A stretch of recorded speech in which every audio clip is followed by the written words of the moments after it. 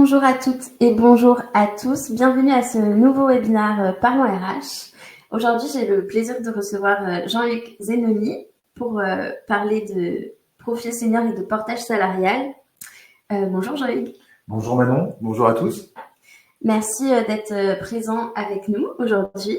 Alors, juste avant de te laisser la parole pour que tu puisses te présenter et puis nous parler de senior et de portage salarial, Oui. quelques mots sur le sommaire et sur les modalités du webinaire.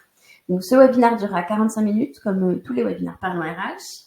Et on abordera dans un premier temps la situation, un petit peu l'état des lieux des seniors en France à l'heure actuelle. Dans un deuxième temps, on parlera, on fera aussi un état des lieux de l'organisation du travail qui évolue constamment. Et enfin, on parlera de portage salarial et qui pourrait justement être la solution un petit peu pour répondre à tous ces problèmes. Chacune des trois parties sera suivie d'un moment d'échange avec vous pour répondre à toutes vos questions. Donc, à ce sujet, je vous invite à utiliser les outils d'interaction à votre disposition. Donc, le chat, dans un premier temps, pour vous présenter et puis interagir entre vous tout au long du webinaire. Et si vous avez des questions à poser à Jean-Hugues, n'hésitez pas à utiliser la boîte à questions qui se trouve juste à côté de l'onglet chat. Et voilà, on viendra piocher au fur et à mesure les questions pour y répondre.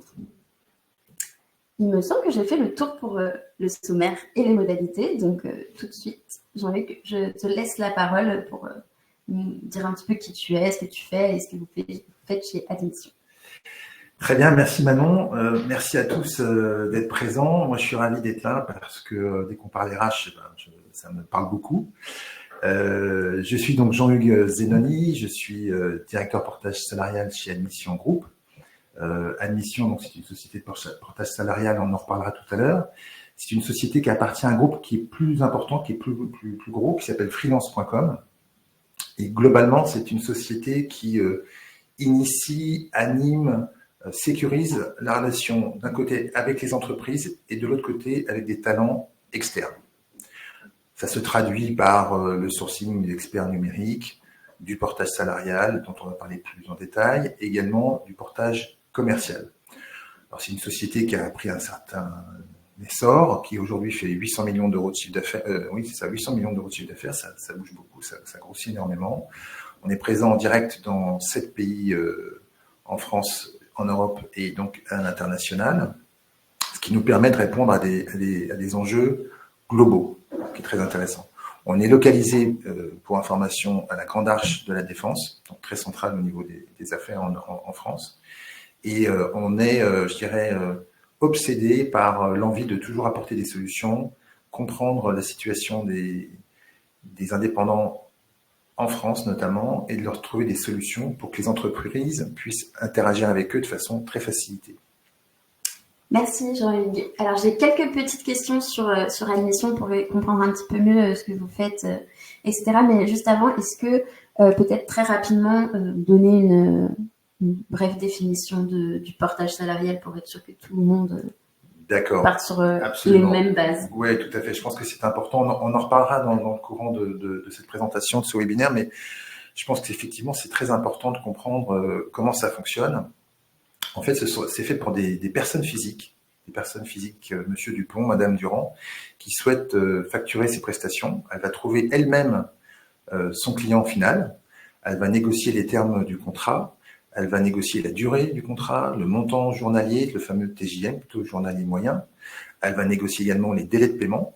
Et une fois que sa mission est bien établie, elle va chercher une société de portage salarial qui va la salarier. Tout comme n'importe quel salarié, soit en CDD, soit en CDI. Une fois qu'elle aura presté sa mission, à la fin du mois, elle a besoin d'éditer un compte-rendu d'activité, le fameux CRA. Le CRA, il est signé par l'entreprise, il est signé par le consultant. Et là, on peut facturer, ça déclenche la facturation auprès du client final. Et cette facturation, donc, provoque un règlement, fait le règlement de cette mission. Ce règlement, il est dans un compte d'activité qui dépend donc exclusivement du salarié porté et qui en fait ce qu'il veut. Il peut déterminer le niveau de son salaire chaque mois. Et comme toute prestation en France, elle est soumise à des charges sociales. Et grosso modo, pour que vous ayez un ordre de grandeur, la moitié de ce que vous avez facturé va aller dans des caisses sociales, patronales ou salariales, plus les petits frais d'intermédiation de la société de portage. Et grosso modo, vous aurez la moitié en net dans votre poche. C'est-à-dire que si vous facturez 10 000 euros dans un mois, vous allez avoir à peu près donc 5 000 euros net en banque. Voilà. Donc, si j'ai bien compris, vos clients, si je peux dire ça comme ça, finalement, ce sont les consultants ou... Absolument. On a deux niveaux de clients. On va le voir tout au long de ce webinaire. On a le client final, c'est l'utilisateur des prestations, donc de la société. Et on a un client qui est le consultant, qui est aussi notre employé. Donc, il y a un rapport de subordination qui est conservé, puisqu'il y a le compte rendu d'activité, il y a le règlement intérieur, il y a une série de relations entre le consultant et nous qui justifient donc ce rapport de subordination. Et c'est à la fois un client et un employé, ce qui est assez amusant et ce qui montre une souplesse d'organisation très facilitante. Merci Jean-Luc. J'ai une toute dernière question pour savoir un petit peu chez Admission quelles sont vos ambitions du moment et puis pour les années à venir également. Nos ambitions sont très très importantes, c'est-à-dire qu'on a pour but de faciliter la vie des consultants et celle des entreprises. On a pour but de donner aux consultants une protection commerciale. On va s'occuper de toute la facturation, du recouvrement. Il y a une protection administrative également, c'est-à-dire qu'il n'y aura pas de retour sur une déclaration de TVA sur des frais 2 ans plus tard. Il n'y aura pas de recherche URSSAF, d'inspection URSSAF pour le consultant. Donc, il est protégé commercialement, il est protégé administrativement, pardon, et il est également protégé financièrement, dans le sens où on lui fait également des avances par rapport à son salaire. Si le client tarde à payer ou si les délais de paiement sont trop importants, et s'il a des besoins donc, de financement, on va lui accorder des financements à des conditions très, très intéressantes. Merci Jean-Luc pour cette belle présentation. Alors aujourd'hui, on est ensemble pour parler des seniors et de portage salarial. Alors c'est vrai que ces derniers mois, si je peux dire ça comme ça, on a beaucoup parlé des seniors, notamment avec l'actualité en France. Alors est-ce que tu peux peut-être nous dresser un portrait robot du senior aujourd'hui?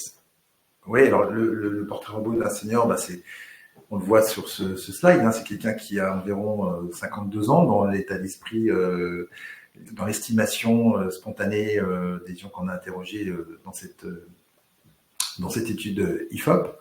Je dirais que c'est un chiffre qui a le mérite d'exister, mais c'est un chiffre dont il ne faut pas trop se soucier en réalité parce que on est dans une société, je dirais, de plus en plus apprenante. Les outils numériques nous permettent soit d'apprendre une langue étrangère, soit de manier tel logiciel, soit de se familiariser avec beaucoup de nouveautés chaque jour. Et en fait, c'est pas une question d'âge, ça, c'est une question de mindset, d'état d'esprit et de volonté d'être toujours donc dans l'air du temps.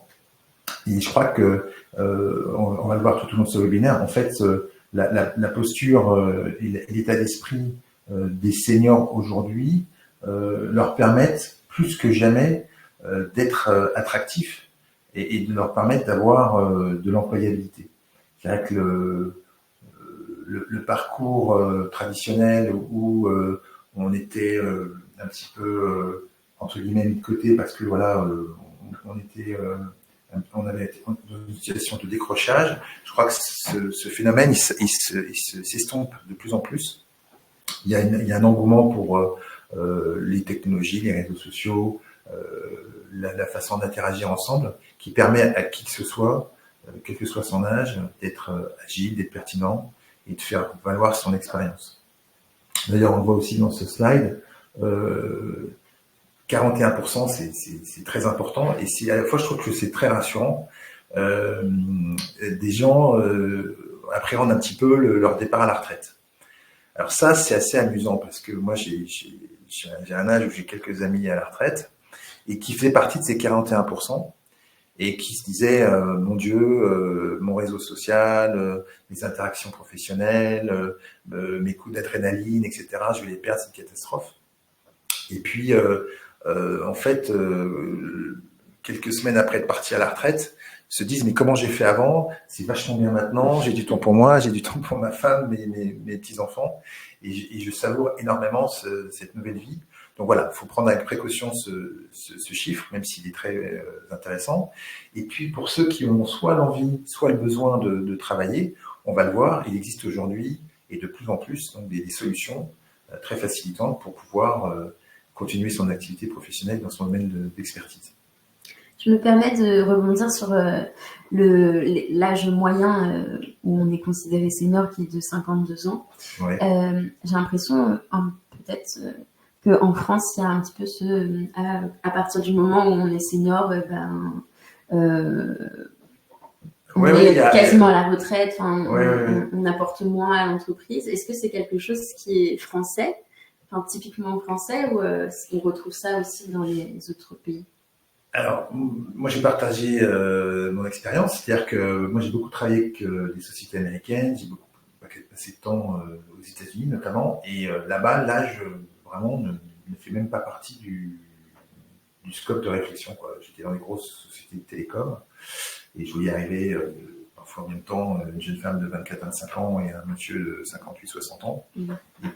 Personne ne faisait une allusion à l'âge de l'un ou de l'autre. C'était simplement de la nouvelle énergie qui arrivait, qu'est-ce qu'ils vont pouvoir faire, c'est génial, on est super content de les onboarder. Et voilà. Donc ça rejoint un petit peu ce qu'on disait tout à l'heure, c'est que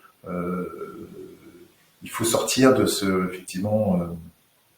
schéma un petit peu stéréotypé. Et je pense qu'en fait, on vit quand même de plus en plus vieux et de mieux en mieux. Et autant s'il y a, je sais pas, il y a 40 ans, 52 ans, ça pouvait paraître déjà un âge un petit peu important. Aujourd'hui, franchement, c'est plus du tout le cas. Donc, surfons sur cette vague d'activités plus large pour que, en fait, on n'ait plus cette référence à un senior ou pas. C'est plus trop d'actualité, il me semble. Merci. Du coup, c'est vrai que comme avec tout ce qui se passe dans l'actualité, le report de départ à la retraite, de l'âge de départ à la retraite, on parle beaucoup des seniors et on se questionne aussi sur leurs attentes aujourd'hui au niveau professionnel. Alors oui, tout à fait. Toujours avec cette étude IFOP qui a été faite sur plus de 1000 salariés, donc c'est quand même un éventail très large de personnes. On voit que pratiquement les 3/4 des gens, 65%, sont satisfaits de leur situation professionnelle. Donc ça, c'est quand même... on connaît la propension des Français à toujours râler. Là, en l'occurrence, ils avaient l'occasion de le faire, mais ils l'ont pas fait. Ils sont plutôt très contents de leur boulot. Donc ça, c'est quand même assez génial. D'autre part, il n'y en a que 16% qui ont peur de perdre leur emploi. C'est-à-dire qu'il y a quand même une bonne stabilité dans leur activité. Ça, c'est aussi un très très bon point. Et le seul petit point d'amélioration véritablement que je vois dans ce qui est relaté dans cette étude, c'est qu'environ 50% estiment que leur job n'est pas reconnu à leur juste valeur. Donc ça, c'est plutôt un problème de management que de seniorité. En France, on a parfois du mal à dire c'est bien, ton job c'est top, bravo pour ce que tu as fait. Des micro-félicitations, je pense que c'est très important de le faire parce que ça nourrit son quotidien. Et du coup, les seniors, mais je pense que c'est aussi d'autres personnes, le ressentent et aimeraient que leur travail soit mieux considéré. Merci. Je vois également sur la slide que 64% des seniors souhaitent au moins 2 changements dans leur travail. Est-ce que tu peux nous en dire plus sur ces changements? Pourquoi est-ce qu'ils ont cette attente-là? Tout à fait. Alors ça, c'est également un signe de vivacité et d'envie professionnelle. Ça, c'est très positif. Une grande majorité donc des seniors veulent des formations, par exemple, complémentaires, veulent évoluer dans leur poste et ne veulent pas se cantonner donc à des situations établies. Donc ça, c'est très prometteur. C'est une porte ouverte sur l'avenir et sur l'évolution. Super. Et puis également le 30% de seniors qui ont envie de poursuivre une activité en tant qu'indépendant et de freelance. Ouais. Alors ça, c'est très très riche d'enseignements. On a un chiffre également qui est impressionnant, c'est-à-dire que plus de la moitié des seniors ont envie de poursuivre une activité plus tard, donc au niveau de leur retraite, soit par donc, peur de l'ennui ou besoin financier, par exemple, ou simplement engouement personnel pour l'activité qu'ils aiment. Et sur ces 58%, donc il y a 30% qui verraient bien donc le faire dans le cadre d'une activité d'indépendant et de freelance. Donc on va le voir, on va le développer tout à l'heure, mais tous les outils sont aujourd'hui extrêmement faciles, accessibles de façon numérique, en quelques clics. Vous pouvez soit, on verra tout à l'heure, hein, mais partir sur une solution de portage salarial, soit une solution de portage commercial via la création d'une structure SASU ou URL. Et ça se fait en portage salarial, ça peut se faire en 24 heures, voire moins. Et en portage commercial, le temps de monter sa SASU, c'est 15 jours pour avoir un crédit. Voilà, donc ça va très très vite. Merci Jean-Hugues. Alors tout de suite, comme je vous l'ai dit tout à l'heure, on fera des pauses pour répondre aux questions, à vos questions après chaque partie. Donc n'hésitez pas à poser vos questions dans la boîte à questions. On a des alors juste, je vois une question de Brigitte qui nous demande allons-nous recevoir le support. Alors vous pourrez télécharger le support à la fin de la présentation, normalement en appuyant sur la petite flèche. Il doit y avoir une petite flèche sur l'écran. Donc voilà. Et on a également une question de Pascal Deloff qui demande est-ce que les trimestres de retraite sont pris en compte par la CNAV? Oui, alors les trimestres, la législation sur les retraites a évolué en avril 2023, donc c'est tout récent.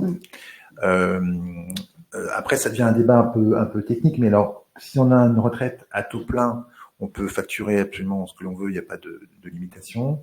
Si on a une retraite à taux partiel, ça va être pris, il y a un calcul, il ne faut pas dépasser 5% du plafond annuel de la sécurité sociale, et ça se limite, je crois, à 2300 € par an. Voilà, donc on a effectivement un souci par le législateur de prendre en compte ce nouveau phénomène de retraités qui de plus en plus cotisent plus longtemps et en dehors de leur période de travail initiale. Et c'est effectivement pris en compte et ça améliore l'annuité de retraite, de pension retraite. Merci Jean-Luc pour ta réponse et merci également à Pascal pour votre question. On a une autre question de Anne qui demande, et d'ailleurs tu l'évoquais un petit peu tout à l'heure, quelles sont les différences entre le portage salarial et le portage commercial? Alors effectivement, c'est deux choses assez différentes. Le portage salarial s'adresse à des individus, à des personnes vraiment physiques.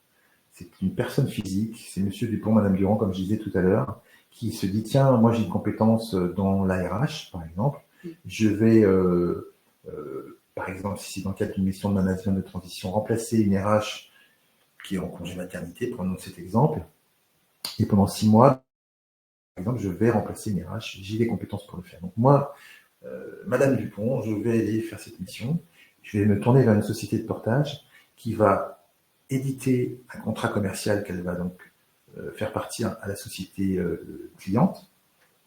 Et cette société de portage va également me faire un contrat de travail. Je sais que c'est un peu étonnant, mais c'est une réalité qui marche très très bien en France. Cette société va donc faire un contrat de travail et va me salarier pendant la durée des 6 mois. Donc ça peut être un contrat à durée déterminée dans ce cas-là, pendant 6 mois. Et je vais donc toucher la prestation chaque mois, enfin le montant de la prestation chaque mois, et je vais le déclarer à l'URSSAF comme tout salarié. Et je vais cotiser à la caisse de retraite, chômage, santé, prévoyance, responsabilité civile et professionnelle, etc., etc. Tout ce que tous les salariés connaissent. Ça, c'est donc le portage salarial. Et ça ouvre également, je ne l'ai pas précisé, à des droits de chômage. Donc vraiment, on est salarié à part entière à 100%. Le portage commercial, si on veut un moyen mnémotechnique pour s'en rappeler, donc commercial, donc il y a commerce, donc qui dit commerce, il y a une société derrière. Donc vous êtes toujours Madame Durand, par exemple, mais vous allez monter une SASU, ou une URL, ou une SARL, et là, vous allez facturer donc un client final, mais qui lui n'a pas forcément envie d'enregistrer dans son ERP 100 ou 200 SARL, micro-entreprise ou indépendant. Donc, il va demander à une société de portage commercial de prendre différentes sociétés atomisées et de faire une facture pour ces services chaque mois. Donc, vous, en tant que fondateur de la société de portage commercial, de la SASU, pardon, vous allez vous tourner vers une société de portage commercial qui va donc porter votre facture auprès de votre client, va récupérer également les sommes et va ensuite vous rétribuer le chiffre d'affaires. Voilà. Donc, c'est un outil qui permet soit de répondre à des besoins d'une personne dans le cadre du portage salarial, soit d'une petite société dans le cadre du portage commercial. Voilà, j'espère que j'ai répondu à votre question. Si vous voulez plus de précisions, n'hésitez pas, on peut interagir avec le chat. Merci Jean-Luc pour ta réponse et merci également à Anne pour votre question.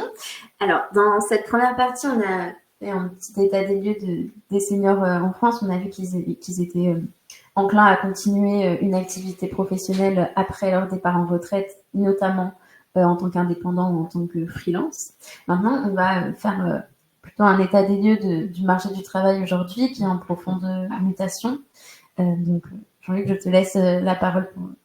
Eh bien oui, alors il y a effectivement des faits assez marquants qui sont en train de se passer aujourd'hui sur le monde du travail. Le marché des cadres ne s'est jamais aussi bien porté, si je puis dire. C'est-à-dire que il y a, je crois, dernière nouvelle, le dernier chiffre, 3,5% de chômage parmi les cadres. Donc c'est quasiment le plancher incompressible de souplesse entre le besoin et la demande. Et ce marché est d'autant plus en tension quand on est sur le secteur de l'IT, du numérique. Donc voilà, donc on est dans un marché qui est de plus en plus en tension. On est dans un marché qui est en transformation digitale. On en reparlera également tout à l'heure, mais beaucoup d'interactions se font sur des plateformes, sur des besoins aussi de virage numérique. Donc ça, c'est un besoin très très fort sur le marché aujourd'hui. Il y a l'apparition de plus en plus nette qu'on apprend à gérer concernant le télétravail. Et puis, en dehors de ces données purement, je dirais, sociétales, sociales que l'on observe, il y a les envies, les besoins des cadres qui ont été questionnés. Et là, c'est quand même très important. Donc, 30% des cadres veulent s'émanciper, veulent quitter le salarié traditionnel, veulent travailler différemment, veulent quitter l'entreprise hiérarchique, parfois un peu pyramidale, si c'est le cas pour eux. Et voilà, donc trouver de nouvelles solutions. Et puis avoir un meilleur équilibre vie professionnelle, vie personnelle, et aspirer à une autre façon de consommer, une autre façon de vivre en société. Et ça, on est en plein dans ce cheminement.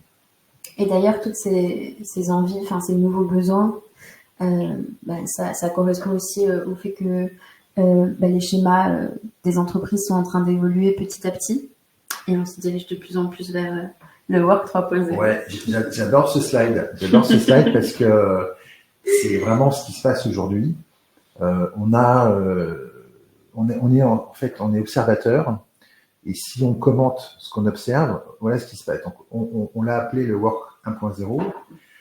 C'est en fait l'entreprise traditionnelle, hiérarchique, pyramidale, on va dire assez asservissante, pas toujours, mais souvent, qui était assez paternaliste, assez traditionnelle. Elle a fonctionné pendant des dizaines, voire des centaines d'années.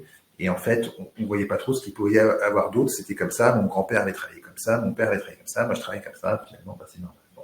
Et puis, l'apparition d'Internet, l'aspiration de nouvelles envies, nous ont amené petit à petit vers une autre façon d'organiser le monde du travail. Et on est parti vers un système où on va vers une entreprise de plus en plus horizontale, On va vers un mode d'organisation entre les entreprises et les individus sous forme de plateforme. Et puis, on a voilà, une certaine adaptabilité, le 4/5e, ou d'autres façons de travailler qui permettent de vivre différemment le monde du travail. Et puis, si on continue un petit peu, on est véritablement là post-Covid. Il s'est passé un phénomène au niveau mondial que personne n'avait imaginé, c'est-à-dire qu'on a obligé les salariés de travailler chez eux. Donc tout d'un coup, on quitte la négociation difficile pour avoir un vendredi chez soi de temps en temps, etc., ce qui était un petit peu le cas de figure il y a quelques années, où là, on a l'obligation pendant des mois de rester chez soi. Et là, on a bien compris que plus rien ne serait comme avant. Non seulement plus rien ne sera comme avant au niveau de l'état d'esprit, mais au niveau de l'organisation même d'entreprise. On parle d'entreprise hybride. C'est des entreprises qui ont un salariat, une population en interne assez importante et qui également fait appel à d'autres systèmes, à d'autres besoins, à d'autres talents externes. Donc hybride, c'est-à-dire talent interne et talent externe. On a également une forme d'employabilité qui est extrêmement diverse. On l'a vu tout à l'heure, c'est des salariés traditionnels en CDD ou en CDI, des travailleurs, des salariés portés en CDD, en CDI, des entreprises qui font appel au portage commercial, c'est-à-dire qui portent des entreprises qui leur donnent des solutions. On a des gens qui travaillent de plus en plus de façon éclatée, c'est-à-dire soit dans l'entreprise, soit chez eux. Et voilà, donc on est sous une autre forme d'employabilité. Et puis dans ce Work 3.0 dont on parle à l'instant, c'est également une autre façon d'appréhender l'entreprise. C'est-à-dire qu'avant, on se donnait corps et âme pour l'œuvre, pour l'entreprise. Et aujourd'hui, l'entreprise se soucie beaucoup plus des collaborateurs et des gens avec qui elle travaille. Donc c'est tous les projets RSE, on s'occupe des individus, on s'occupe de la planète, on s'occupe de l'écologie, et ça fait un système extrêmement vertueux. Alors, on est sur un démarrage, sur un début de changement, et c'est très impactant, et c'est très enthousiasmant. Voilà, je trouve qu'on n'a jamais eu autant de facilité, d'outils, de modes d'interaction ouverts. Merci Jean-Hugues. Juste pour être sûr, pour détailler peut-être un petit peu plus le Work 3.0, concrètement, comment est-ce que ça s'organise au sein de l'entreprise est-ce que tu as des exemples, par exemple si je prends, alors je vais peut-être prendre un exemple qui va de freelance, mais freelance.com, mais c'est valable dans d'autres sociétés. C'est-à-dire que par exemple freelance.com, on a des collaborateurs qui sont par exemple dans des pays européens, qui s'occupent de sujets français mais qui vivent à 100%, soit en Suède, soit en Espagne, et qui vivent très très bien, et dans la société extrêmement satisfaite et qui donne beaucoup de satisfaction en termes de performance et de vivre ensemble malgré la distance. Ça, c'est aussi quelque chose d'assez nouveau. On a également des gens qui changent de pays. Je pense à un collaborateur là, qui va partir de Suisse et qui va travailler en Angleterre. Ça se fait très facilement. Je pense à un travailleur français deux travailleurs français, deux collaborateurs qui sont partis de France, qui sont partis travailler en Suisse. On a également des talents externes sous forme de SASU qui facturent leurs prestations pour la société. Et on voit bien que la primauté dans le Work 3.0 est beaucoup plus orientée vers la stratégie et l'adaptabilité que sur une vérité immanente qui va être reproduite pendant 5 ans, 10 ans, 15 ans, parce qu'on sait très bien qu'aujourd'hui, tous les 6 mois, quasiment tous les paramètres de l'entreprise du marché peuvent être mis en cause. Donc il faut une excellente capacité d'adaptation, et on retrouve tout ça dans le Work 3.0. Alors toujours pour parler du Work 3.0, on a une question de Laurent qui te demande: le modèle Work 3.0 est-il une évolution vers un modèle organisé prestation plutôt que salarié?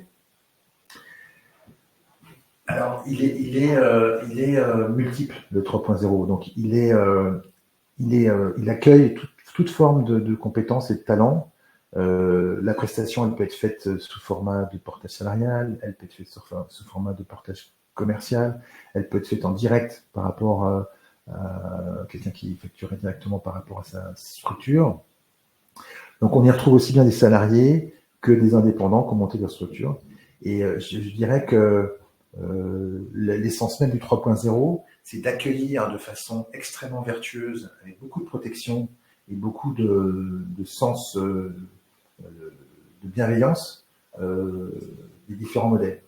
Et je pense qu'une entreprise aujourd'hui qui ne veut pas fonctionner comme ça, est une entreprise qui se prive de talent, qui prend un risque énorme de se dire je suis maître chez moi, j'ai mes talents, je vais conquérir un marché et puis ça va marcher parce que j'ai décidé que ça allait marcher. Cette société, pour moi, est à risque parce qu'elle se prive de talent dans plein de domaines, que ce soit du marketing digital, que ce soit dans le domaine finance, que ce soit dans le domaine RH, que ce soit même dans le domaine commercial. Voilà, moi j'ai vu des sociétés de confrères qui avaient des directeurs commerciaux externes qui marchaient extrêmement bien, par exemple, et qui pourtant n'étaient pas en interne. Voilà, donc on recherche des vérités et de l'universalité où en réalité il n'y a que des cas particuliers, mais il faut que ces cas particuliers soient sécurisés et parfaitement légaux. Donc voilà, c'est ça l'importance. C'est-à-dire qu'on va avoir une multiforme de solutions. Il faut qu'elles soient, je dirais, dans une démarche RSE, positive, écologique et pérenne, avec de la légalité pour que tout le monde soit serein. Merci beaucoup. On a également une question de Yannick.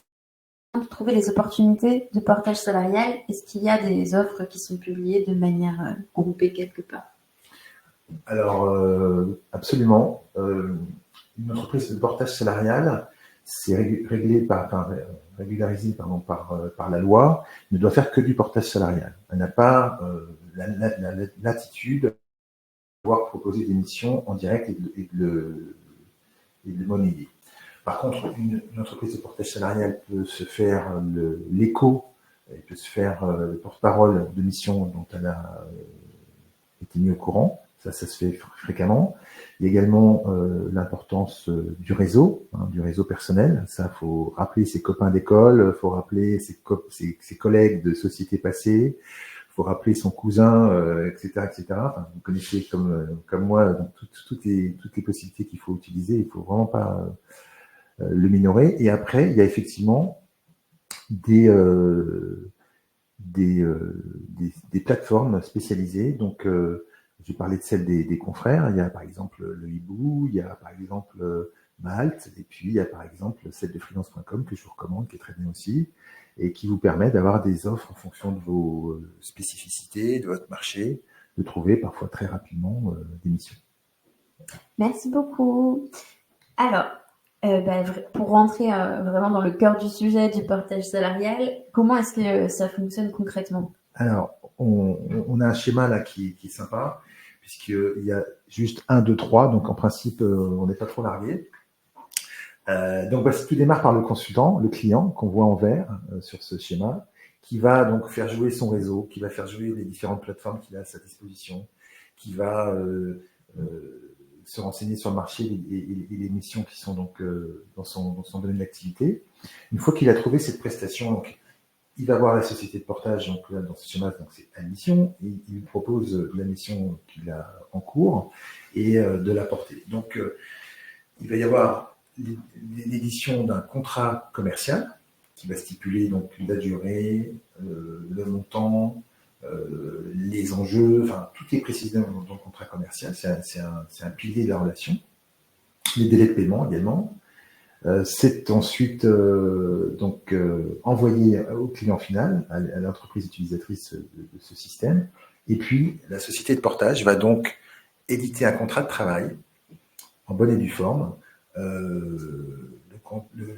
Tout ça est régulé par une loi qui a été éditée en avril 2015 et qui a été suivie par une convention collective en 2017. Donc, c'est parfaitement établi et il n'y a vraiment pas de surprise. Et là, vous avez donc un contrat en forme de soit de CDD, soit de CDI. Alors parfois, ça surprend quand je dis CDI. Pourquoi? Parce qu'une mission, généralement, elle a un début et une fin, donc c'est plutôt un CDD. Et puis, il y a des gens qui sont multi-clients, et c'est compliqué pour eux d'avoir qu'un seul contrat de travail sous forme de CDD. Donc, on va faire un CDI. Donc, c'est une sorte de véhicule légal dans lequel on va plugger différentes missions commerciales. Donc, ils ont un CDI. Ça va durer, comme son nom l'indique, de façon indéterminée. Et sur cette durée indéterminée, on va prendre en compte les différents contrats commerciaux qu'elle peut avoir avec son client A, son client B, son client C. Quand on est dans je vais donner quelques détails, hein, quand on est dans un contrat CDI, la façon de terminer ce contrat, elle est de deux façons. Soit c'est une démission, purement et simplement, soit c'est une rupture conventionnelle. Voilà. Donc il y a un petit peu plus d'échanges dans le cadre du CDI, mais ça se fait très très bien. Et dans le cadre du CDD, c'est beaucoup plus simple, puisque si ça s'arrête le 31-12, ça s'arrête le 31-12, il n'y a pas d'autre papier à faire. Donc une fois que cette relation contrat de travail et contrat commercial est ficelée, vous réalisez votre mission, on édite un compte rendu d'activité, le fameux CRA, chaque fin de mois, on précise le nombre de jours qui ont été prestés, ça déclenche la facturation auprès de votre client. Cette somme est récupérée sur votre compte d'activité et à partir de là, ça édite donc un bulletin de paye. Donc vous êtes salarié à part entière à 100%. Si vous l'étiez avant, ça ne change absolument rien. Vous avez donc toutes les cotisations sociales patronales et un revenu net en banque qui va vous arriver. Alors, dans le cadre d'admission d'un groupe freelance, on a également, ce qui est intéressant, tout un système d'application mobile qui permet de gérer ses frais, qui permet de savoir si son client a payé, qui permet de savoir quelle est la somme disponible sur son compte d'activité. Et ça se fait très facilement. C'est-à-dire que la gestion de sa vie professionnelle prend, si on a, 5-6 frais dans le mois, ça prend 10 minutes. Quoi. Ce qui est quand même très appréciable. Quoi. Et côté, pour les entreprises, du coup, les avantages, c'est quoi? Alors, les avantages pour l'entreprise, elles sont essentiellement de deux types. La première, c'est qu'elle peut disposer dans un temps record des meilleurs spécialistes ou de la ressource qui lui manque très rapidement. Donc, il y a une notion de réactivité qui est tout à fait exceptionnelle. Et deuxièmement, c'est de se dire que c'est parfaitement légalisé, parfaitement cadré et sécurisé. C'est-à-dire qu'un RH, aujourd'hui, il ne peut pas se permettre de faire des choses qui ne seraient pas dans le cadre de la loi et de se faire taper sur les doigts 6 mois plus tard ou 1 an plus tard quand il y a un contrôle URSSAF ou autre. C'est-à-dire que lui, à titre personnel, il n'a absolument rien à faire. C'est-à-dire que c'est son directeur financier ou sa branche financière qui va recevoir une facture de fournisseur à payer. Donc, il va avoir un montant. Par exemple, si la personne facture 10 journées à 1 000 euros, donc 10 000 euros, le directeur financier, donc sous la supervision de la business unit concernée, mais va donc régler une facture de fournisseur de 10 000 euros. Et c'est la société de portage qui va s'occuper de toutes les déclarations, charges sociales, charges patronales.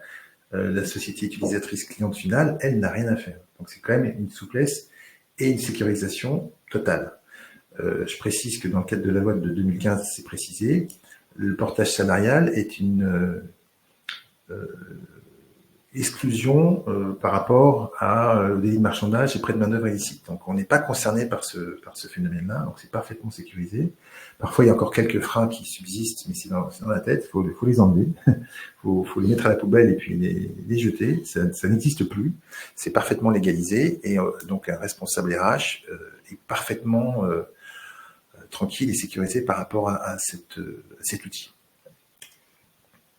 Et il me semble que tu as aussi une étude de cas à nous partager. Oui, alors bon, j'ai une étude de cas, alors je peux pas trop divulguer le nom du client final, mais c'est un gros prestataire, enfin un gros industriel dans le domaine de l'énergie.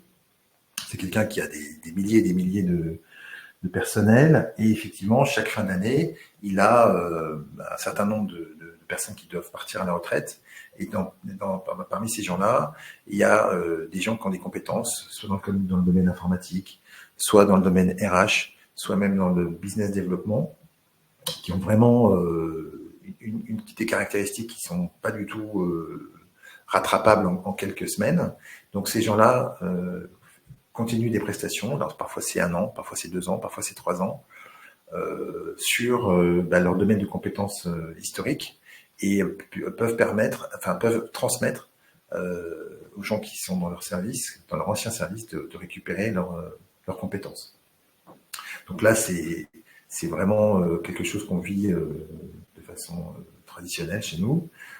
On a des gens dans le domaine notamment informatique, je pense, intéressant, qui, pour cette société d'énergie, ne pouvait pas partir comme ça. Et cette personne avait très très envie aussi de continuer.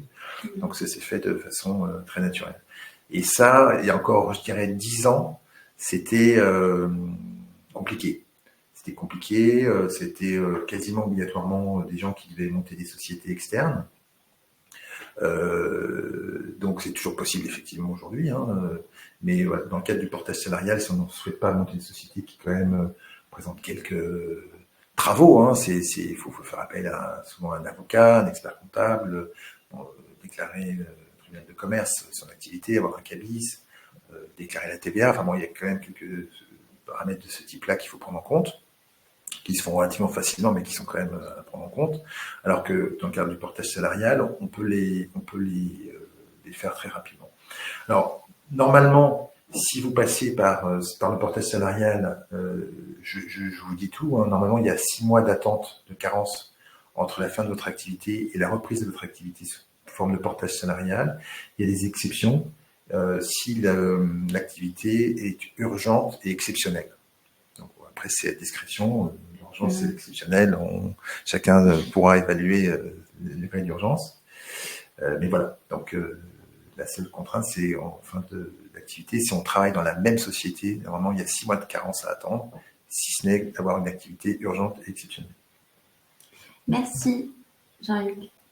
Alors, on a une question de Agnès. D'ailleurs, Laurent a posé la même question, en tout cas une question qui va dans ce sens-là. Quelle différence voyez-vous entre le portage salarial et l'intérim? Est-ce que l'intérim porte sur des postes moins qualifiés? Alors absolument. L'intérim s'adresse à des gens, on va dire, plus col bleu, même s'il y a parfois de l'intérim management, mais une grande majorité, c'est plus des cols bleus. Et le portage salarial s'adresse à des gens qui sont qualifiés, autonomes et certifiés. C'est-à-dire que c'est à minima des bac plus 2 et ce qu'on appelle pour des gens qui font des prestations intellectuelles. Donc le portage salarial est sur une domaine d'activité bien délimité. Alors la différence avec l'intérim également, c'est que l'intérim va vous trouver la mission. Et comme vous êtes autonome, qualifié, certifié, que vous avez un réseau et que vous êtes agile, et ben dans le cadre du portage salarial, c'est à vous et uniquement à vous de trouver votre mission. C'est-à-dire que vous allez la trouver. Nous, on va facturer votre client, mais en aucun cas on doit s'en servir pour faire autre chose avec. Il y a vraiment une confidentialité absolue là-dessus. Également, si vous veniez à tomber malade, l'entreprise de portage salarial n'est pas à même, ne doit pas vous remplacer. Si ce n'est qu'on a votre accord. Si vous donnez votre accord, là, on peut effectivement proposer à d'autres personnes de concourir ou de se positionner. Mais c'est pour vous dire que vous êtes véritablement propriétaire de vos clients. Et si vous avez mis 5 ans, 10 ans pour trouver une mission et que malheureusement, au bout d'une semaine, vous tombez malade du Covid et que vous êtes remplacé par quelqu'un qui, entre guillemets, vous pique votre client, vous ne serez pas content. Donc voilà, et ce sera bien normal de ne pas être content. Donc le portage salarial est très bien fait pour ça. C'est que vous êtes propriétaire de vos clients, vous négociez avec eux directement.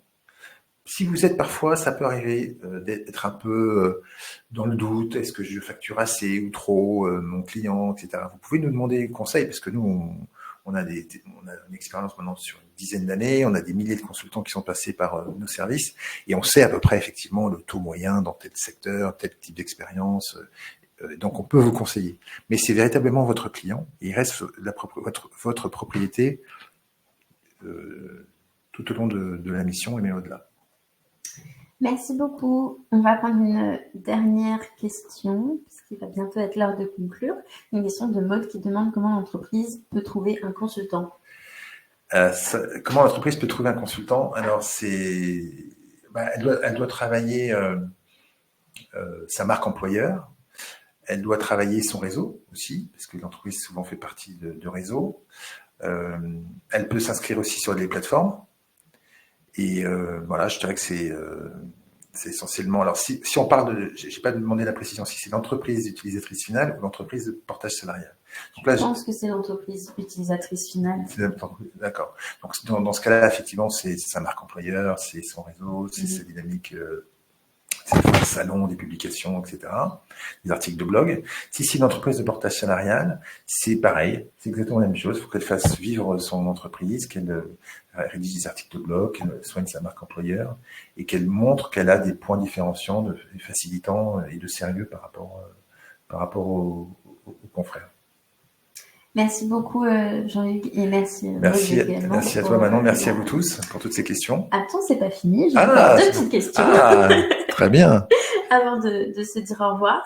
La première question, c'est le coup de com et après ton coup de cœur. Donc, je peux commencer avec le coup de com. Ah oui, effectivement, j'avais oublié ça. Alors, le coup de com, écoutez, moi, ce que je peux vous proposer, c'est de vous inscrire sur une liste pour récupérer l'étude IFOP, qui est très bien menée, qui est très intéressante sur les seniors. Et dont on a parlé au début. Dont on a parlé au début, effectivement. Et je pense que ça peut être hyper sympa. De la même manière, pour le coup de com, restons en contact. N'hésitez pas à me demander en contact sur LinkedIn, par exemple, avec un petit mot pour que je sache d'où vient ce contact.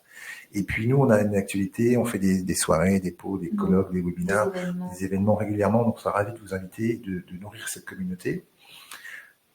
Et maintenant, maintenant, mon coup de cœur. Alors, mon coup de cœur, il va revenir à Isaac Getz, qui est un professeur à l'ESCP Paris et qui, a 10 ans, a parlé de l'entreprise libérée.